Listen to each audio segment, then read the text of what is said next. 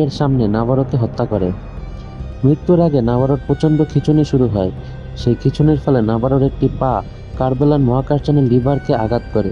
এতে কার্বেলান নিয়ন্ত্রণ হারিয়ে রেমুলাসের হ্যাঙ্গার বেতে ধাক্কা খায়। ধাক্কার প্রভাবে রেমুলাস মহাকাশযানকে জ্যাকসন স্টার গ্রহের অ্যাস্টেরয়েড বেল্টের দিকে ঠেলে দেয়। এখন রোমুলাস মহাকাশযান মাত্র 1 ঘন্টারও কম সময়ের মধ্যে অ্যাস্টেরয়েড বেল্টের ধাক্কা খাবে। রেইন এবং টাইলার কার্বেলানে ওঠার জন্য হ্যাঙ্গারের দিকে এগিয়ে যেতে থাকে।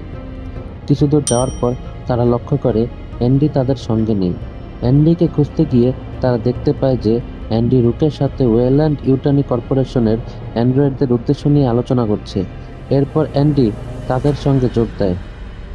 তারা পথ চলতে চলতে মহাকাশ স্টেশনের এমন একটি অংশে পৌঁছে যা ফেসাগারে পূর্ণ।